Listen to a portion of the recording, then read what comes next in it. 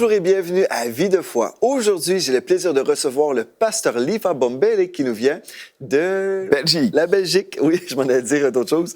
Mais bienvenue, pasteur Lifa. On vient tout juste de dire que le nom Bombele, en fait, ça fait un peu italien. Ça sonne un peu italien, mais c'est totalement d'origine congolaise. Ah, oui, c'est ça. C'est pour ça que j'allais dire de l'Italie, mais c'est pas ça. Non. Tu habites à Mons, en Belgique, avec ton épouse, pasteur Emmanuel. Oui. Vous êtes pasteur d'une belle église remplie de jeunes en feu. Oui. Papa de 5 enfants.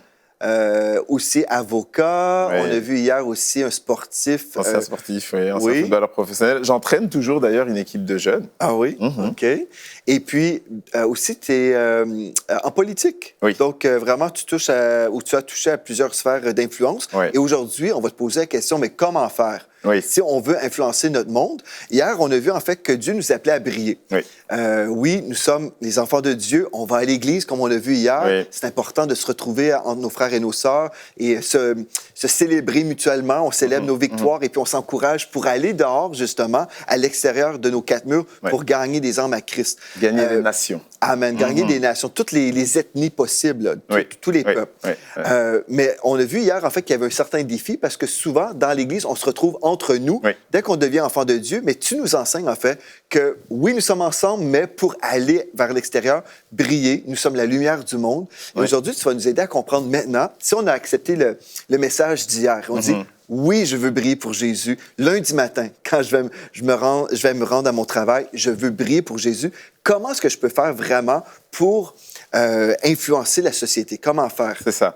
Parce que je pense que le point de départ, c'est vraiment d'être transformé dans le renouvellement de l'intelligence. Romains 12 nous en parle.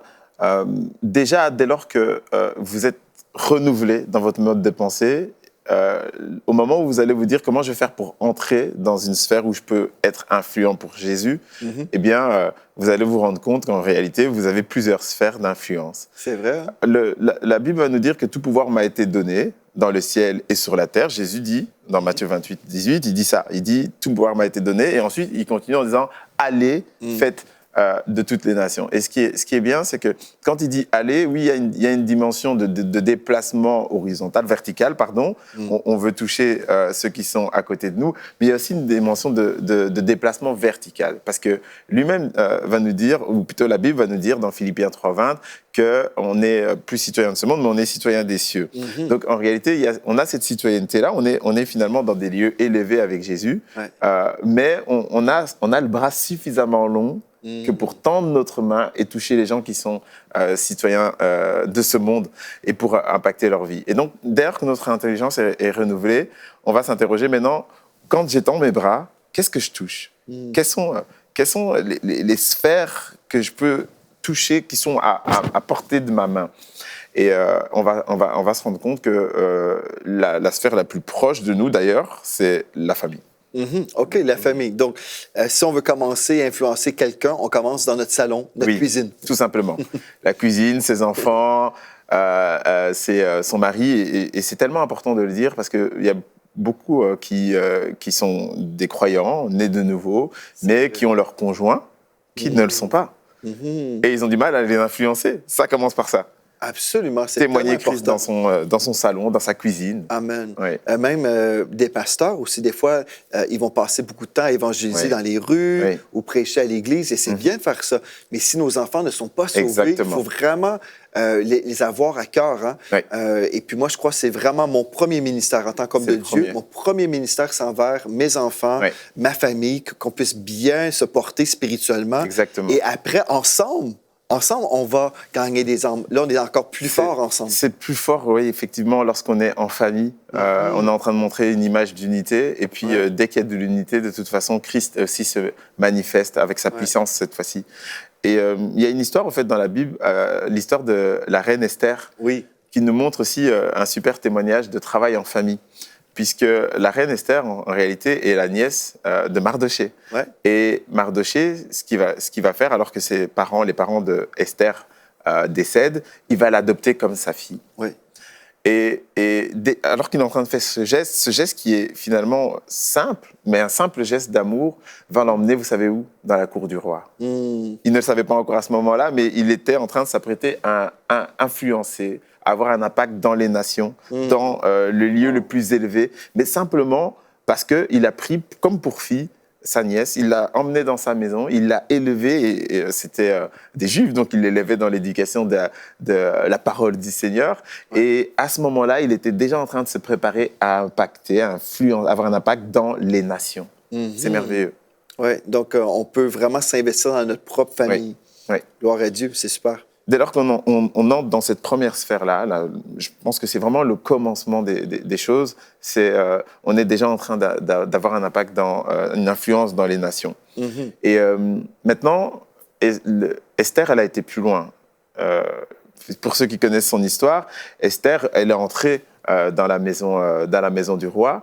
Et il y a un passage, il y a un moment donné dans l'histoire, on va dire que Esther va recevoir, on va lui placer la couronne de la reine sur sa tête. Dans Esther chapitre 2 au verset 17, on dit le roi plaça la couronne sur sa tête et la fit reine à la place de Vashti. Parce qu'en fait, Esther, elle arrive dans un contexte où on cherche une remplaçante. Ça peut arriver dans le monde, ça peut arriver dans différents domaines, ça peut arriver dans un emploi séculier, au travail. Il y a une offre d'emploi qui sort. En réalité, on cherche une remplaçante. Mais seulement, c'est l'autorité qui va déterminer le mandat. Ouais. En réalité, on ne peut pas se choisir soi-même. C'est ceux qui sont placés en autorité qui vont pouvoir choisir. Mais ce qu'on doit aussi comprendre, c'est qu'il y a une autorité suprême. C'est Jésus. Amen. Derrière celui qui a ce choix-là, il y a encore quelqu'un d'autre qui a cette force-là d'influencer ce choix-là. Et ce choix-là, c'est Jésus. Des fois, vous savez, on voit des portes qui sont en train de se fermer et on exprime certains regrets, on a certaines tristesses, alors qu'il faut tout simplement se dire, ce n'est pas la volonté de Dieu, ce n'est pas mon mandat, il y a quelque chose de meilleur qui est en train d'arriver. Ça, c'est tellement important parce que je crois qu'il y a des chrétiens qui vivent dans le deuil parfois et se disent « Ah, ben là, j'étais dans telle position et là, on m'a enlevé quelque chose. » Mais en fait, quand nous servons le Seigneur, les êtres humains n'ont aucune autorité pour nous enlever quelque chose. Parce que si je n'ai pas telle chose, c'est parce que Dieu avait prévu autre chose pour ma vie. Donc, je peux toujours être encouragé. Dieu nous dit, en fait, dans la parole, l'apôtre Paul avait dit « Soyez toujours joyeux, c'est la volonté de Dieu. » Soyez toujours joyeux. Comment être toujours joyeux? Bien, c'est si j'ai ma foi en lui, dans le Seigneur, et je me dis, en fait, puisque Dieu est ma source, Dieu est mon refuge, si telle chose m'arrive, bien, je crois que Dieu est en train de diriger ma vie. On peut regarder, par exemple, hier, j'ai mentionné rapidement l'histoire de Joseph.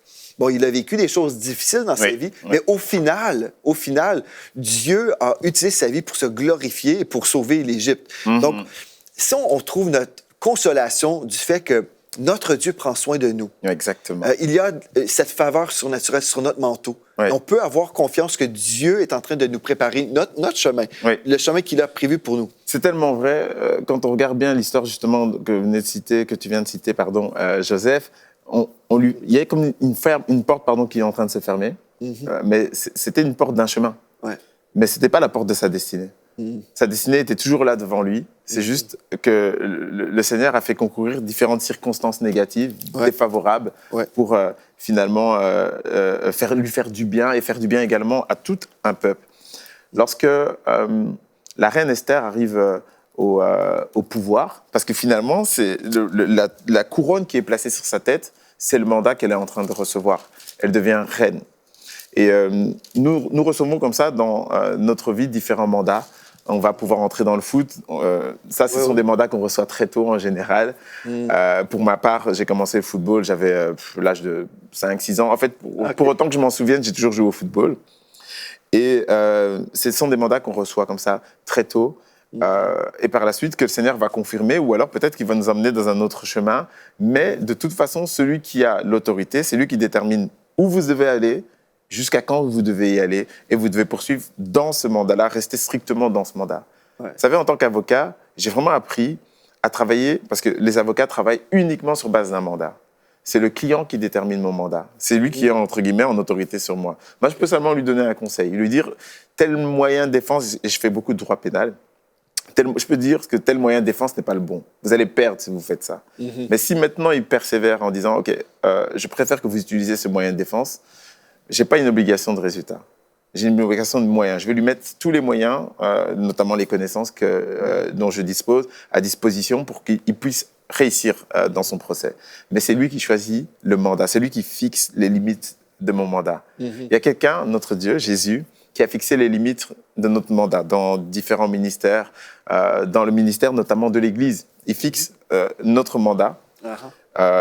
Certains vont être apôtres, certains vont être docteurs, certains vont être prophètes, certains vont être pasteurs, d'autres encore vont être enseignants. Et Dieu va fixer un mandat clair. C'est ça. Certains vont essayer de dépasser les limites de leur mandat. Mais vous savez, le miraculeux n'arrive que quand on exerce notre ministère dans les limites de notre mandat. Il faut en fait discerner et reconnaître nos limitations, mais aussi reconnaître l'appel et le mandat de quelqu'un d'autre aussi. Exactement. Ça va nous aider à ne pas être frustrés. Je me souviens, il y a plusieurs années, j'étais pasteur associé dans une église. Et puis, en tant que pasteur, j'avais discerné un problème dans l'église. Oui. Je suis allé voir le pasteur senior. Oui. Je lui ai communiqué, j'ai dit, voici, pasteur, telle situation que je perçois. Et puis, il m'a dit, pour telle raison, il voulait permettre cette chose-là dans l'Église. Et pour moi, je trouvais ça, non, c'est pas correct. Oui. Mais là, puisque j'avais été voir le pasteur senior, là, j'ai parlé avec mon épouse à l'époque, j'ai dit, moi, j'ai fait ce que j'ai pu devant Dieu. Oui. Comme je peux me laver les mains de cette situation, parce que je suis allé vraiment à la limite de mon mandat. Oui. Et puis là, bien, le restant, ça appartient à lui. Et puis, Dieu va le bénir ou le juger, bref. Mais en gros, je pense que si on dépasse, en fait, nos limites, ou le diable aussi, ce qu'il veut faire, c'est nous frustrer par des distractions. Exactement. L'autre fois, j'ai aidé quelqu'un qui avait un certain défi dans sa vie. Bon, je l'encourageais. Mais là, au lieu de vivre ou de se concentrer sur sa victoire à venir, là, et là, il y a des choses que je dois faire pour marcher dans la victoire, là, il commençait à me poser des questions sur des gens dans l'Église. J'ai dit, un instant, j'ai dit, ça, c'est pas ton mandat. Oui.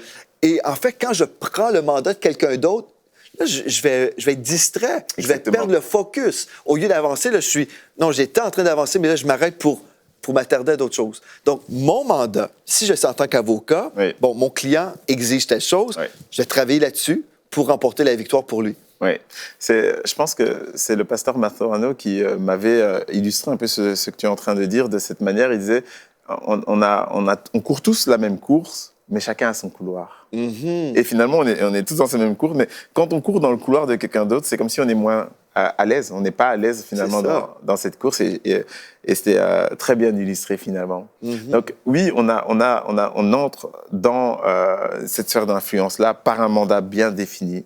Notre Dieu va nous fixer certaines limites, mais par contre, entrer dans un ministère ou entrer dans une sphère d'influence ne limite pas notre champ d'action. Vous savez, il y a pas mal de personnes qui vont entrer, qui vont être bénies. Ils vont entrer dans une sphère d'influence, dans un lieu, dans un poste à responsabilité. Et vous savez ce qu'ils vont faire? Ils vont se taire. Ils vont se taire au sujet de leurs convictions. Ils vont se taire au sujet de leur foi. Ils vont se taire au sujet du témoignage de Jésus-Christ dans leur vie. En fait, ils vont comme se taire parce qu'ils ont le sentiment qu'il ne faut pas perdre cette chance qu'ils ont reçue. Mais à ce moment-là, quand ils agissent, c'est un compromis. Quand on agit comme ça, c'est comme si on pensait que cette sphère, cet employeur, ce sport, ou peu importe le domaine dans lequel on est, devenait une autre source. En réalité, ce ne sont que des ressources. C'est une ressource que Dieu utilise pour nous bénir. Exactement. Et à vivre comme si ces choses-là étaient des sources, lorsqu'on est coupé de cette source-là, c'est comme si on perdait tout. Si la reine Esther perdait la royauté et qu'elle agissait comme si c'était finalement devenu toute sa vie, c'est comme si elle perdait tout. Si nous agissons comme si, alors que je suis pasteur, je perds mon église, c'est comme si j'agis, comme si ce n'est plus l'église de Jésus-Christ dans laquelle il m'a placé, et je perds tout. Mais en réalité, je peux perdre toutes les choses matérielles du monde, je ne perdrai jamais Jésus. C'est ça. Il demeurera toujours ma source. Amen. Et il y a une chose que Esther a dû se rendre compte, c'est que elle ne pouvait pas se taire lorsqu'elle était entrée dans ce poste à responsabilité. Tellement que lorsque Mardochée vient lui expliquer l'histoire, le plan d'Aman, le plan de destruction de son peuple, elle a eu peur d'abord. Elle a eu peur parce qu'elle va dire, mais le roi, il y a une loi qui dit que si on entre dans la maison du roi sans avoir été invité, on est puni de mort. Et donc, elle prend peur. Et là, Mardochée la rappelle à l'ordre. Et rappelez-vous on se rappelle qu'elle a toujours été finalement aux ordres de Mardochée, même dans la cour du roi. C'est normal parce que sa première influence, sa première sphère d'influence à Esther, c'était sa famille. C'est ça, son oncle. Son oncle. C'était lui sa première sphère d'influence. Ouais. Et là, je veux vraiment encourager tous les parents. Vous élevez des enfants qui vont avoir des destinées énormes. Et en fait, pendant que vous êtes en train de les élever, vous êtes en train d'élever des nations. Parce qu'ils vont peut-être entrer dans des gouvernements, ils vont entrer dans des métiers à responsabilité, et vous demeurerez leur première sphère d'influence. C'est ça. Oui. C'est énorme. Et ce qu'elle fait ensuite, Mardochée la rappelle à l'ordre, il lui dit, mais en réalité, si tu te tais maintenant, le secours viendra de quelqu'un d'autre. C'est ça. Donc, limite, tu seras entré dans cette sphère d'influence pour rien. Il dit, qui sait si ce n'est pas pour un temps comme celui-ci que tu es parvenu à la royauté. Amen. Oui, c'est ça. Et le mandat qu'on reçoit, la sphère d'influence dans laquelle on entre ne limite pas notre liberté d'action. On a le droit de témoigner Jésus. On entre dans cette sphère d'action, mais on doit continuer à être un modèle en action, un modèle en parole. C'est-à-dire qu'il faut continuer à parler de Jésus-Christ, peu importe, même si c'est au gouvernement, même si vous êtes juge, même si je ne sais quoi encore vous êtes. Continuez de témoigner le Christ dans votre sphère d'influence. C'est ça. Le diable est rusé, mais nous, on ne peut plus ruser que lui. Parce qu'on a le Saint-Esprit qui connaît toutes choses. Et puis, il peut nous dire quoi dire, quand le dire. Et vraiment, c'est ça qui est merveilleux. On n'est pas tout seul là-dedans. Dieu nous appelle à briller, mais le Saint-Esprit est là.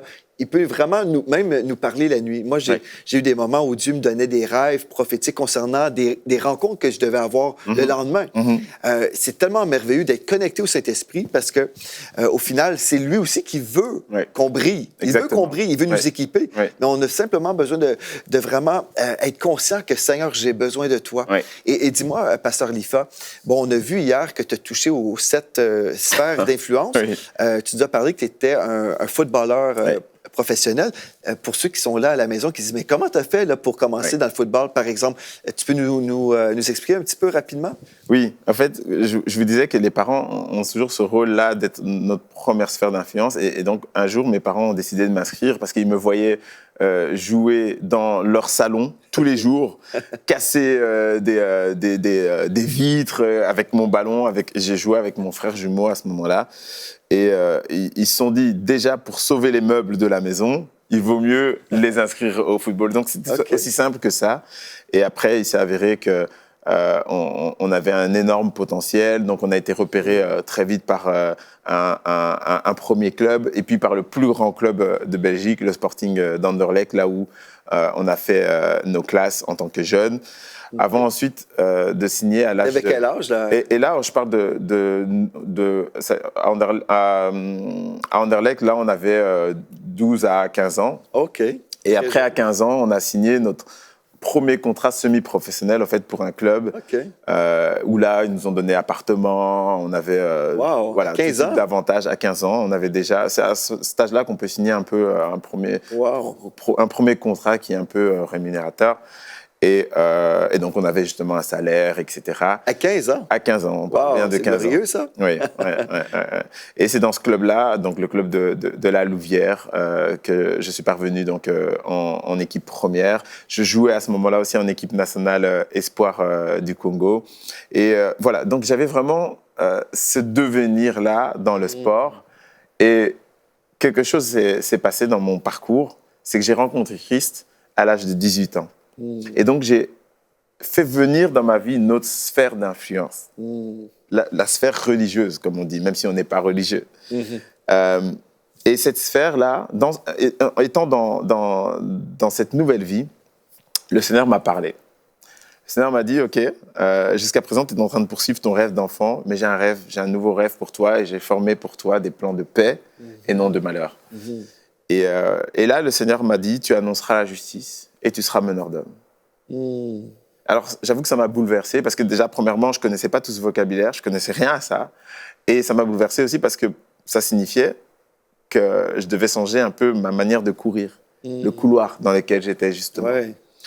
Et donc, j'étais à l'âge de 18 ans, j'étais au moment où je devais faire ce choix-là, d'entrer à l'université. Et ayant reçu cette révélation du Seigneur, j'ai commencé donc mes études de droit à la faculté. Okay. Alors, c'est pas du tout la même chose. Courir après un ballon et étudier, et je me rappelle encore des profs à qui je disais, bien, finalement, même si je joue au foot à un niveau professionnel, eh bien, je pense que je vais m'inscrire en droit. Et ça, limite, ils se retenaient de rigoler, quoi. Parce qu'il voulait dire, mais il a perdu la tête. Les joueurs de foot gagnent super bien leur vie. Et puis, voilà, l'école, c'est pas trop... Vous savez, moi, quand j'étais à la fac, j'étais encore donc, footballeur professionnel. Je m'entraînais 2 fois la journée. Donc, je m'entraînais une fois à 10h, une fois à 15h.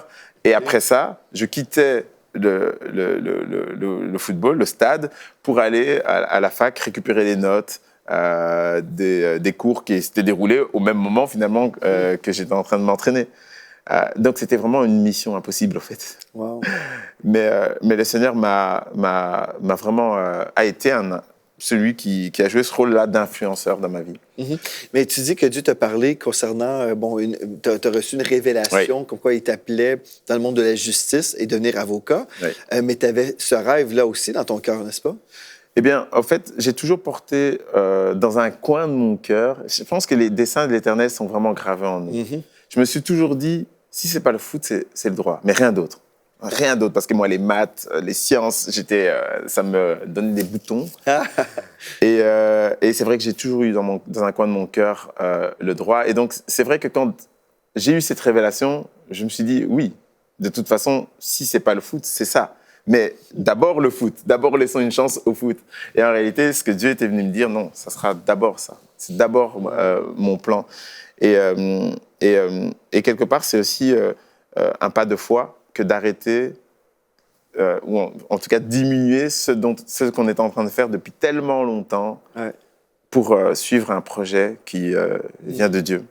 Pour entrer dans les plans de Dieu, là, il y a des gens, par exemple, qui sont dans une situation difficile et puis se disent « Ah, je ne peux pas. Oui.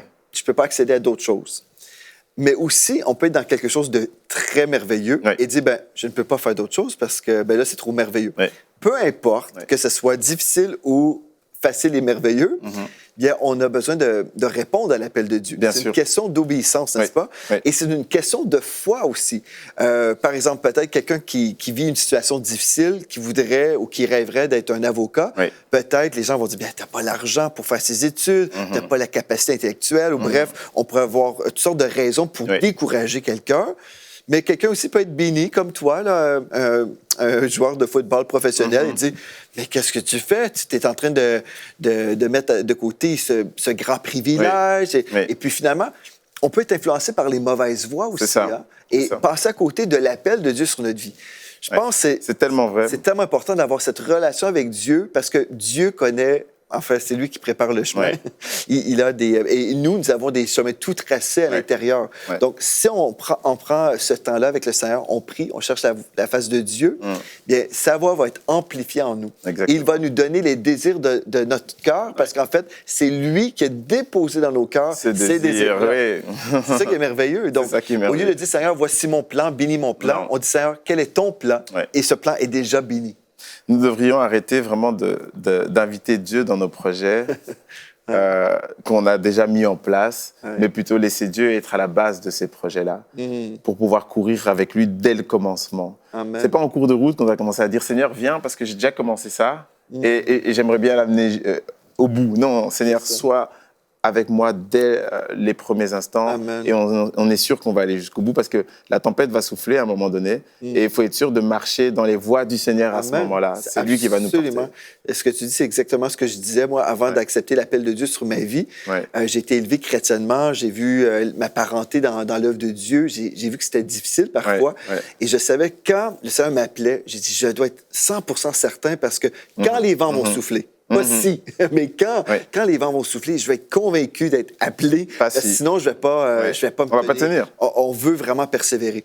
Donc, en terminant cette émission, on a quelques minutes encore. J'aimerais ça t'inviter, Pasteur Lifa. Est-ce que tu pourrais prier pour les personnes à la maison qui sont là, qui disent « Ah, je veux entrer dans cette sphère d'influence que je crois que Dieu m'appelle, mais peut-être certains d'entre vous, peut-être vous êtes en train de vous questionner. Est-ce que c'est vraiment la volonté de Dieu? Oui. J'ai besoin de clarté à ce niveau-là. Et Pasteur Lifa, prie pour ces gens-là à la maison qui ont besoin. Je sens vraiment que dans le cœur de quelqu'un, il y a quelqu'un qui est troublé en ce moment. Il est troublé parce que il sent cet appel-là, et il sent que cet appel-là est à l'opposé de ce qu'il a toujours vécu dans sa vie.